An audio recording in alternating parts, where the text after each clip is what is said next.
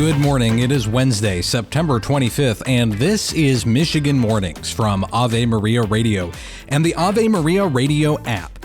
I'm Matthew Handley. Coming up, we have some disturbing facts about the abortion pill, but first, your local weather and this news.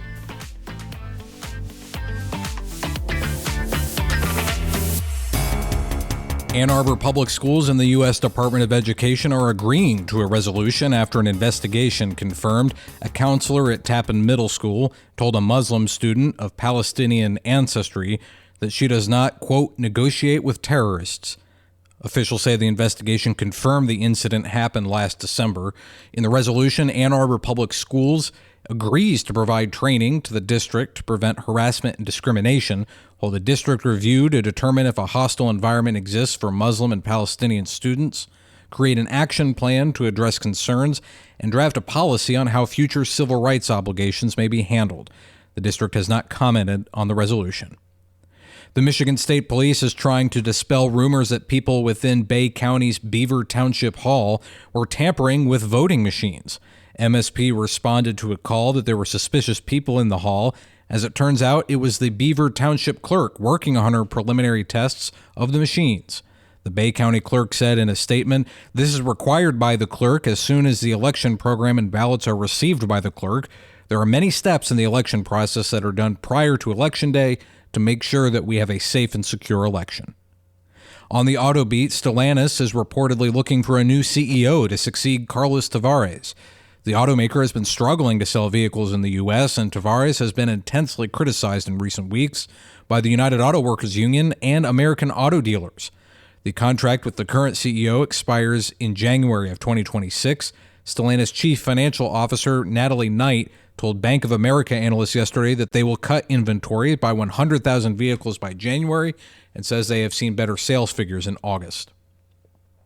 A mailboat crew is credited with rescuing a man late Monday night who was trying to swim across the Detroit River from Canada. Police say at about 11 p.m. a deckhand saw the man swimming with the aid of a life ring. Crew from the U.S. mailboat the J.W. Westcott II were able to lift the man on the deck. He was transferred to the Detroit fireboat and transferred to shore for medical treatment. He appeared disoriented and saying he was from Florida and was just trying to get back to the U.S. The Detroit Tigers started their final six-game homestand yesterday against the Tampa Bay Rays and currently occupy the second wild card spot in the American League playoff race. As a result, Illich Sports and Entertainment says tickets are going quickly for the games against the Rays and the White Sox. It's the first time since 2013 the Tigers have had playoff contention this late in the season, and they last made the World Series in 2012 and 2006. As for that game yesterday, the Tigers beat the Rays 2-1 at Comerica Park. They have won 8 of their last 10 games. This is Michigan Mornings from Ave Maria Radio and the Ave Maria Radio app. Now this. Persecution around the world has manifested itself through the centuries, but it is worse today than ever before. Aid to the Church in Need and its donors have been there to help since 1947, never abandoning the church or her most vulnerable children. Will you stand up for your faith and accompany our brothers and sisters on their spiritual journey? Visit churchinneed.org. churchinneed.org. We are looking at mostly cloudy skies today in the Motor City. Our afternoon high will reach 75. Tonight will be partly cloudy with lows around 59. Tomorrow will be mostly sunny with highs around 76. Friday will be mostly sunny with temperatures in the mid-70s. And the rain returns on Saturday. Highs then will be in the mid-70s.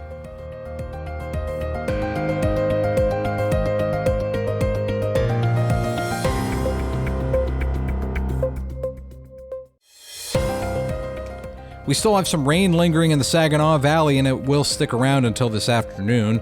Our high will reach 74. Tonight will be partly cloudy with lows around 52. Tomorrow will be nicer with sunny skies and a high around 75. Friday will be partly sunny with temperatures in the mid-70s, and Saturday will be mostly cloudy with highs in the mid-70s.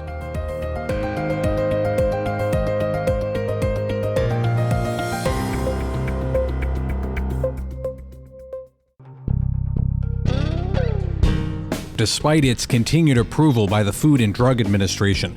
Studies have shown that mifepristone, commonly known as the abortion pill, leads to higher hospitalization rates for the women who take them. Tessa Cox of the Charlotte Lozier Institute joined Teresa Tomeo on Catholic Connection to discuss the dangers of the pill. Abortion drugs are dangerous. We know they're fatal for the unborn baby, but they can be very dangerous and even fatal for the mothers as well. And we saw that borne out in the results of a study that we did recently looking at emergency department visits within 30 days of an abortion. And we looked at how severe or critical the emergency department visits were. And what we found was really alarming. We found that emergency department visits overall were going up, and that they were increasingly likely to be at the highest levels of severity. And in fact, we found that emergency department visits after abortion drugs were twice as likely to be severe or critical compared to visits after a live birth or by women who were never pregnant.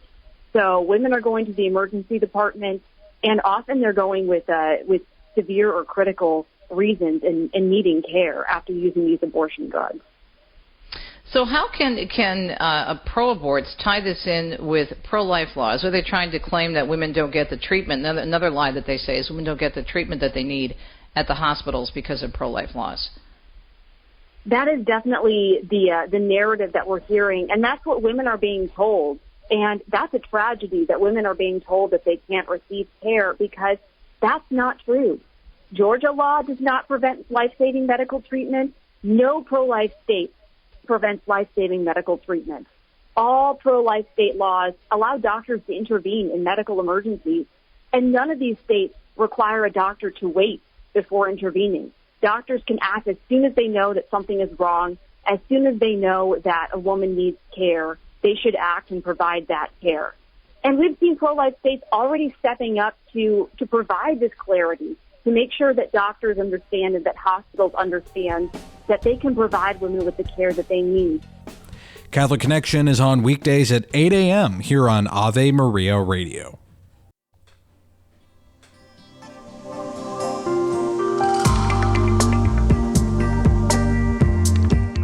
I'm Matthew Handley. That does it for this edition of Michigan Mornings on a Wednesday.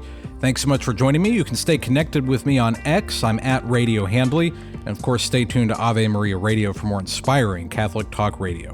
Lord willing, I will talk to you again tomorrow. Until then, goodbye.